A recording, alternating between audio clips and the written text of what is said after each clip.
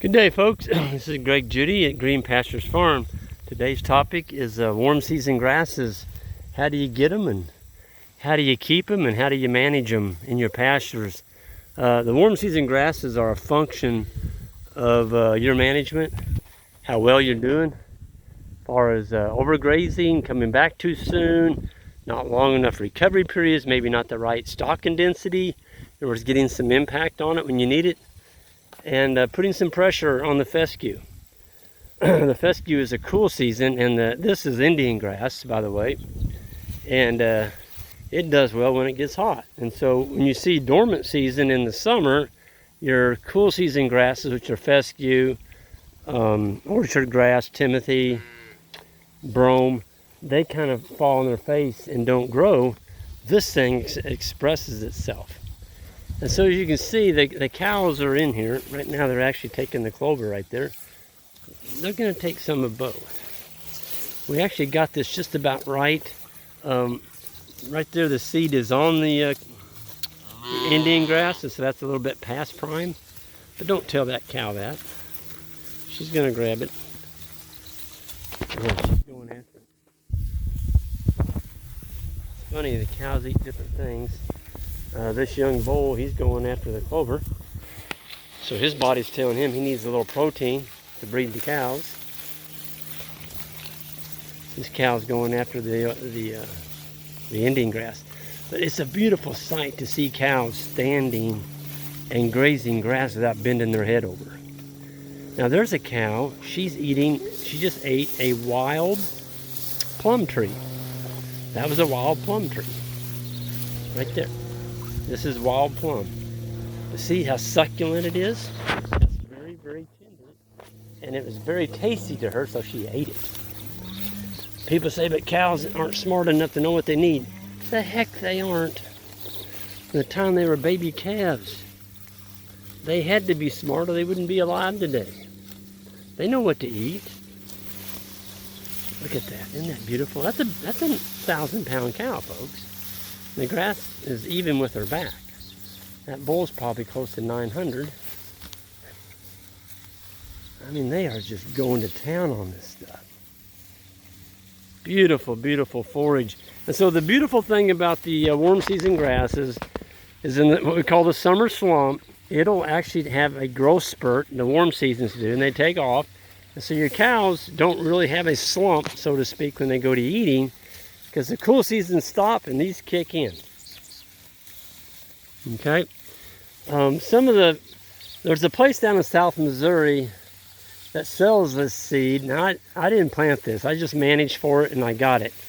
But if you don't have any, and you don't think you have any on your farm, there's a great place down in southern Missouri called Hamilton Seeds. Google it. Hamilton Seeds. And they specialize in warm season grass seed. They've got Indian grass, they've got Eastern Gamma, of course Big Blue, and they've got a bunch of others down there. Some of them I can't even tell you the name of. They've got some really, they're specialized. That's what they do, is they grow grasses, they combine them, and they sell native warm season seed. Amy has been doing this for many years, and she's got her family in it now, and it's Hamilton Seeds down in South Missouri. You might want to check that out if you want to get some of this. But I tell you, I don't want my whole farm covered in this because it doesn't make very good winter feed. But boy, today, you know, I wouldn't take $1,000 bill for this, because our cows are going to put on more than $1,000 today. You got, 370 head in here, and they're taking bitefuls of this stuff. It's probably putting on, I don't know, I bet there's 2 pounds a day gain right here. Multiply that out. Yeah, just at $1 a pound. It gets pretty, yeah, it's worth some money to have feed that'll make your cows shine and get fat like this. And the beautiful thing about the warm seasons is they got such a deep taproot that when it gets dry, they don't really sweat it. They just keep right on going. And then if you're fortunate enough you get some rain, they really crank. But see, there's Sericea lespedeza in here. But that's the bad one I was telling you about. It's right there.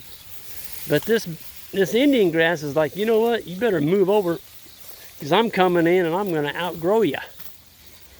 And so you can put pressure on Sericea by making sure you don't overgraze in the spring. Don't graze your pastures down too short. Give it enough time for this stuff to come back. And yeah, you're going to have some of the other stuff, but you're going to have a lot of good in here. Look at that cow. See, what they're doing, folks, they're just taking the top 8 inches right now. They'll come back and get some more of that because this is a small paddock, and I'm not going to move them till in the morning again. This is their second move of the day. A3, you're just a big old girl. Getting a big old mouthful of grass. That's a pretty cow. Somebody said, well, I didn't think South Pole had horns. There's several cows there that's got horns. They're not South Pole. They're 3/4, but they're not pure South Pole. That's why they got horns. But boy, I call them calf getters.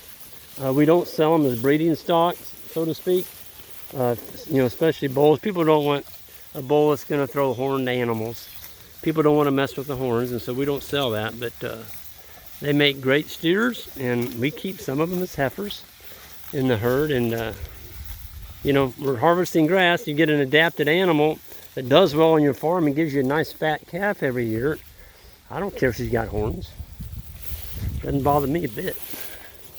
But we're not a registered, you know, cattle operation here. This is a commercial South Pole cross. There's some crosses in here, but mainly these are all South Pole, and they're doing well. Look at that cow. She's just going after it. That tongue. Look at that. I love the sound of that. That was a squeaky one there. I can sit out here all day and watch these cows eat Indian grass. I guarantee you that's what 90% of them are doing right down through this bottom, because that bottom is full of it. They're just getting the candy right now. So they'll come back and get some more of the other. The Sericea, the wild plum, the mature clover in the bottom. There's even some fescue down in there that's still green because it was sheltered by all this canopy up here. So what's the purpose of grazing so tall, Greg? You know, you got this stuff up, you should have maybe brush hogged this. No, I'm not going to brush hog this. Not in front of the cows. So once the cows get done with this, I will come in here, because this is Sericea. This is my heaviest infestation I've got right here. I will come in here and mow this off about 6 to 8 inches tall. And when it comes back, there's going to be thousands of stems like that one, real tender. I'm talking tender. You can take your fingernail and pinch it in two. Super high quality feed. $4.35. You haven't figured out how to go around that wire. I'm going to roll it up for you, honey, when I get done shooting right here. So just hold on a minute. But yeah, so you can't grow forage like this by taking it down really, really short in the spring. Now, this whole bottom you can see down here, we really put the hammer on that. There's 18 acres in that bottom, and we laid the whole thing on the ground. Of course, the cows ate about 40%. There's probably less than 5% left standing. I mean, there's just hardly anything out there that... Won't have to clip that one. There's nothing out there to clip. It's all on the ground. This stuff here is rank enough they didn't get it all on the ground, or they won't. Not in one day. If I let them in here real tight, they would. But I've already talked about not doing that. Don't put so much pressure on your animals that they lose weight. Your animals are bawling at you. You notice when I walked in this paddock just a minute ago, or where these cows are grazing, you don't hear anything bawling, do you? Do you hear anything bawling? So that's a good flag. That's the flag telling you that your animals are full. You gave them enough to eat and they're happy. If the animals see you coming, they all start bawling and bawling and bawling and bawling. You probably should have been there 2 or 3 hours sooner. Because they did. They ran out of feed, and now they're actually losing weight. Don't want them doing that. You want them to put on weight.